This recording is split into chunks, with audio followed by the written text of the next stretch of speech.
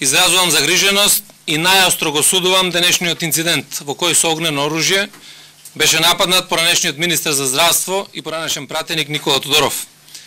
Без оглед на мотивите, огорченоста и причините за ваквиот напад, правото на живот на секој граѓанин е неприкосновено право. Изминативе години системот на владење на правото и правната држава беа срушени.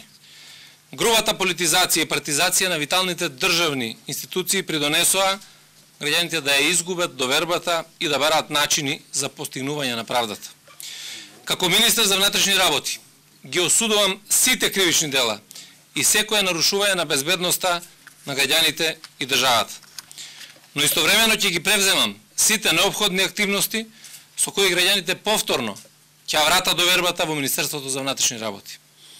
Институциите на државата мора да работат во интерес на заштита на граѓаните и почитување на правниот поредок. Доколку било кој носител на функција сторил кривично дело, додека е извршувал функцијата против него, нека се води соодветна кривична постапка, водејќи се од начелото на објективност и начелото на презумпција на невиност.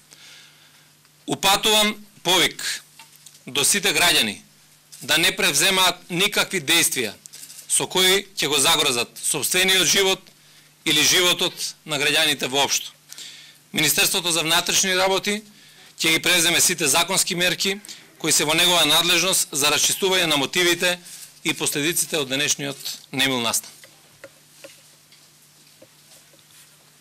Дали има некои прашања?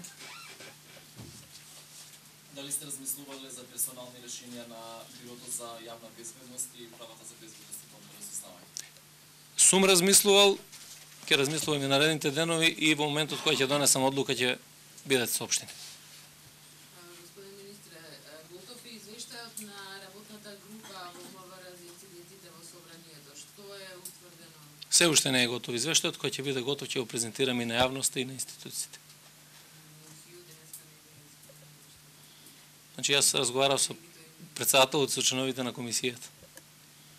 Кога очекувате да во најбрзо време.